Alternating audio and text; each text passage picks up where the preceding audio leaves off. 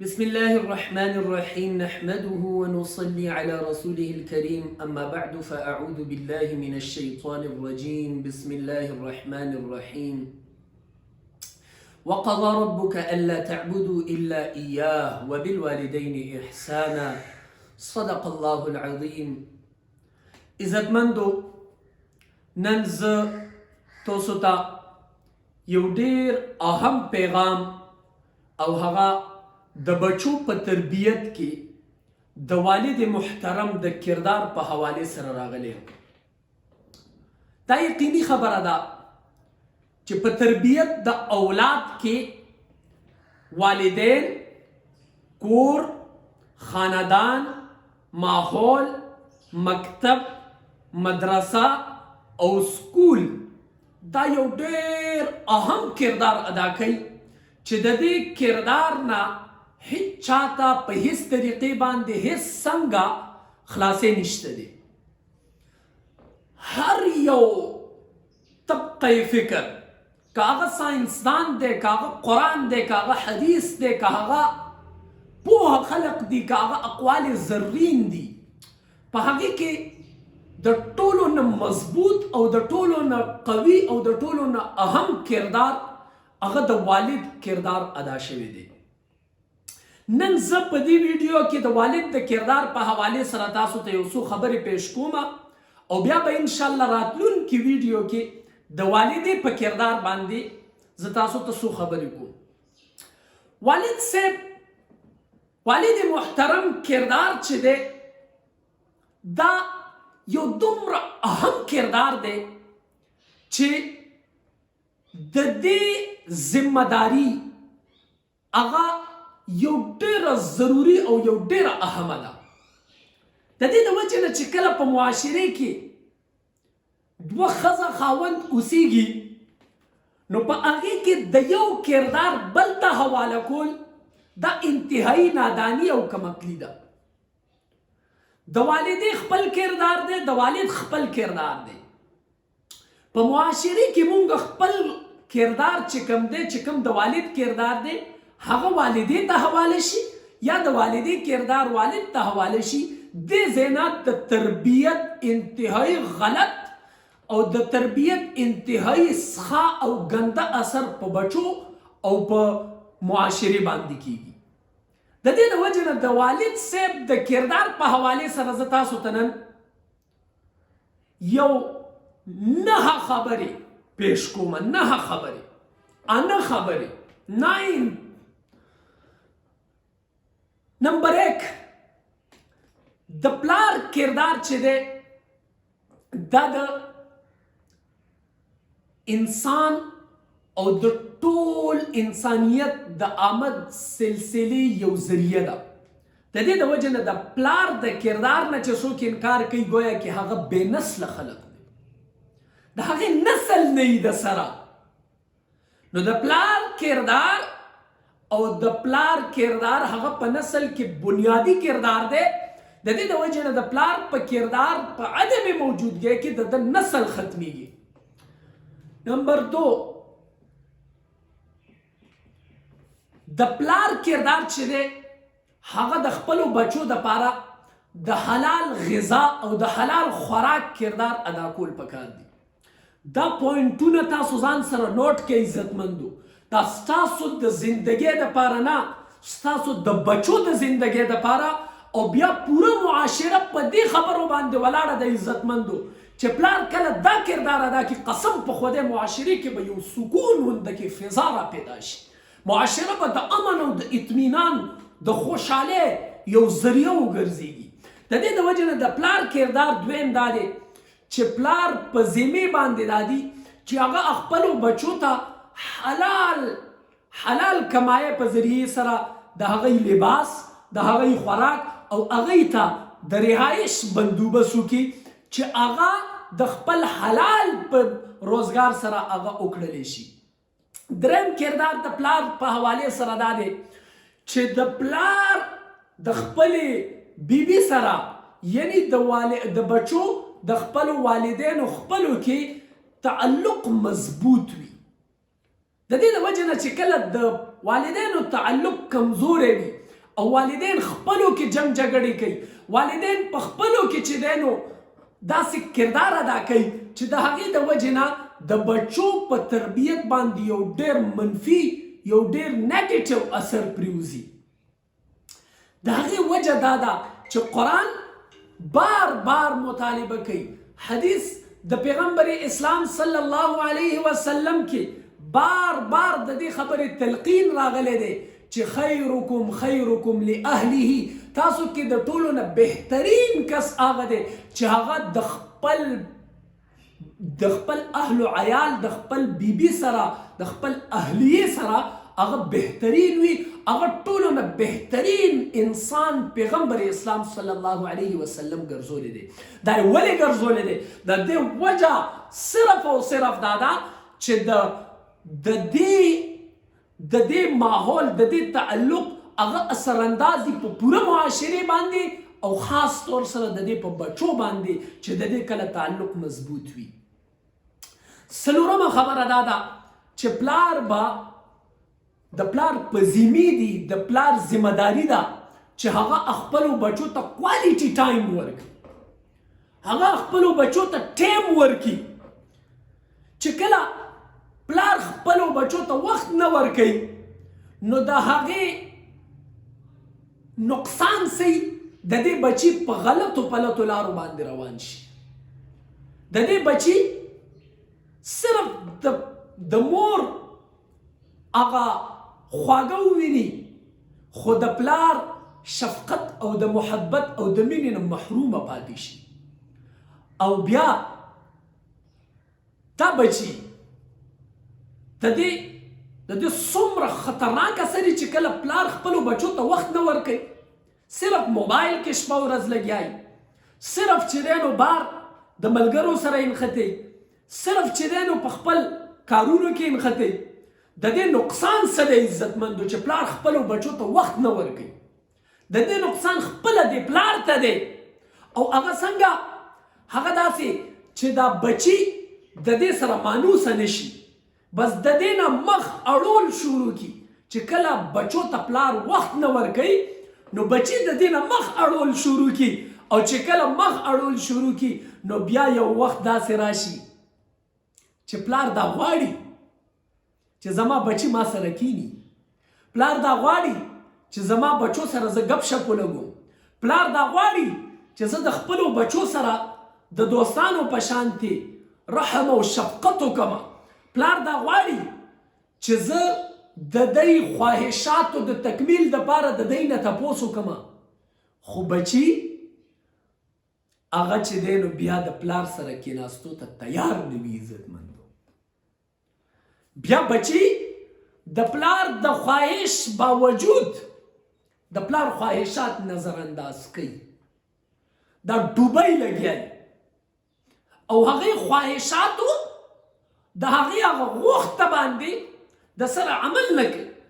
د دې د وجې نه د پلار ذمه داریو کې څلورمه ذمه داري دا ده چې پلار به خپلو بچو ته کوالټي ټایم ورکوي. داسې نه چې بس یو منټ او بس خبره ختمه، کوالټي ټایم به ورکوي. او پنځمه ذمهواري د پلار په اوږو باندې دا ده چې پلار به د خپلو بچو دپاره نرم مزاج، شفیق او مهربانی. د پلار شفقت، محبت، مینا او نرم مزاجی دا خصوصي طور سره په دې وخت کې انتهایی ضروري او اهمه خبره ده. د دې وجه دا ده چې که نن ته چېرته شفقت او محبت نه کې، نرم مزاجي نه کې، مینه او محبت نه کې، ستا بچي به ستا نه وي، بیا هغه به لاړ شي، هغه تا ته لته درکوي لګیا دي. نن معاشره داسې جوړه شوې ده، نن زموږ د بېوسۍ د وجې نه، زموږ د غیر ذمهدارانه حرکتونو د وجې نه نن معاشره دې نهج ته راغلې ده چې که پلار چېرته نرم مزاج نه وي، شفیق نه وي، مهربان نه وي، محبت کوونکی نه وي، هغه بچي خپل پلار په ځای باندې پرېږدي. عزتمندو د دې د وجې نه د پلار په اوږو باندې پنځمه ذمه داري دا ده چې دی به نرم مزاجي، شفیق به او مهربان به. او شپږمه ذمه داري د پلار په اوږو باندې دا ده چې دا به یو داسې اونۍ چې هغه سوری ورکوي، یو داسې ونه چې هغه هغې لاندې بچي خپل ځان محفوظ ګڼي، یو داسې ونه چې د هغې لاندې د هغې په بچو باندې نه سختي راځي، نه باران راځي، نه نور راځي، یو داسې ونه چې د هغې لاندې بچي خپل ځان محفوظ ګڼي، یو داسې ونه چې د هغې لاندې بچي خپل ځان د امن، اطمینان او د سکون په ماحول کې ګڼي. نو د پلار ذمه داري دا ده چې هغه یو داسې اونه وګرځېږي چې کومه ونه سوری ورکوي، او یو داسې ونه چې د هغې ونې لاندې د ده بچي محفوظه وي، په سوري کې وي، مکمل مطمئني، په یخنۍ کې ګرمي او په ګرمۍ کې یخي، یو داسې اونې کردار ادا کول د پلار په ذمې باندې لازم او ضروري د عزتمندو. ومه خبره، ومه ذمه داري د پلار په اوږو باندې څه ده چې پلار د نوي ټکنالوژي نه باخبره وي، جدید ټکنالوژي نه، د نوي ټکنالوژي نه هغه خبردار وي، هغه ته د دې خبرې پته وي چې آیفون څه شی دی او سمسنګ څه شی دی، هغه ته د دې خبرې پته وي چې موبایلونو کې سمارټ فون او دغه شانتې په لیپټاپو کې بهترین لیپټاپ کم یو دی، هغه ته د دې خبرې پته وي چې په سمارټ فون باندې او په لیپټاپونو باندې کم طرز عمل، طرز کردار، طرز انداز اختیاریږي، د دې هر څیز نه باخبره وي، ځکه چې که د هغه بچي صحیح تربیت حاصلول غواړي نو د پلار په دې څیزونو باندې علم ضروري دی، چې پلار کله په دې څیزونو باندې عالم وي، پوه وي، نو هغه ته پته وي چې د دې نیګیټیو اثر څه دی، د دې پوزیټیو اثر څه دی، د موبایل منفي اثر څه دی، د موبایل ښکلا څه ده او د موبایل نقصان څه دی، موبایل معاشرت تباه کوي څومره او موبایل په معاشره کې یو بهترین کردار څومره ادا کوي، چې د دې نه خبردار وي اله د هغې مطابق د بچو تربیت کوي. او بیا اتمه ذمه داري، د ټولو نه اهمه ذمه داري د پلار په اوږو باندې دا ده چې پلار یو بهترین مربي وي، یو ښایسته تربیت کوونکی، یو ښایسته اخلاق ورکوونکی، یو بهترین جامع کامل اخلاق ورکوونکی ولا انسان وي. او قرآن هم د دې په باره کې عرض ارشاد فرمایلی دی، یا ایها الذین آمنوا قوا انفسکم واهلیکم نارا، ای ایمان والو تاسو خپل ځانونه او خپل اهل و عیال، خپل بچي دا د جهنم د اور نه بچ وساتئ.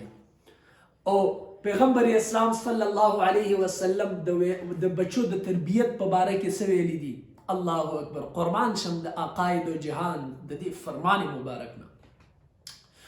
ما نحل والده ولدا افضل من حسن ادب، ما نحل والد ولدا افضل من حسن ادب، یعنی یو والد خپلو بچو ته د بهترین ادب نه ښه، د بهترین تربیت نه ښه ښایسته تحفه بله نشي ورکولی. بهترینه تحفه هغه خپلو بچو ته ورکوي نو هغه به ښایسته تربیت، زبردست اخلاق او یو ښکلی کردار به ورکوي. او حضور یو بل ارشاد مبارک دی، اکرموا اولادکم واحسنوا ادبهم، تاسو خپلو بچو ته بهترین عزتداره ښایسته اکرام، اعزاز او عزت ورکوي، حسن اخلاق ولا ورکوي. واحسنوا ادبهم، او دوی ته یو ښایسته تربیتګاه مرتب کوي، یو زبردست ادبي شان ولا جوړ کوي. بلکې په قرآن او حدیث کې چې څومره ځایونو کې د ادب، د تربیت، د اخلاق او د کردار ذکر راغلی دی، نو په هغې کې مخاطب والد دی، په هغې کې د هغې خطاب د هغې والد محترم ته دی. د دې د وجې نه دا کردار ډېر ضروري دی چې دا ادا کړي. د دې فایدې څه دي؟ دا دومره 8 خبرې 9 خبرې چې ما وکړې، د دې فایدې څه دي؟ چې کله یو انسان، یو والد صاحب د خپلو بچو دپاره په دې خبرو باندې عمل وکړي، د ده بچي به خود اعتماده وي، دې کې به خود اعتمادي وي، دی به چېرته بد اعتمادي نه کوي، دا به خود اعتماده وي، خپله به فیصله کوي، د فیصلې قوت به پکې خپله وي. دویم، د بچو به د خپل والد سره مضبوط تعلق وي او د دغه مضبوط تعلق په بنیاد باندې به هغه په ټولې معاشره کې یو اوچت، یو بلند او یو ښایسته او یو برګزیده مقام لري.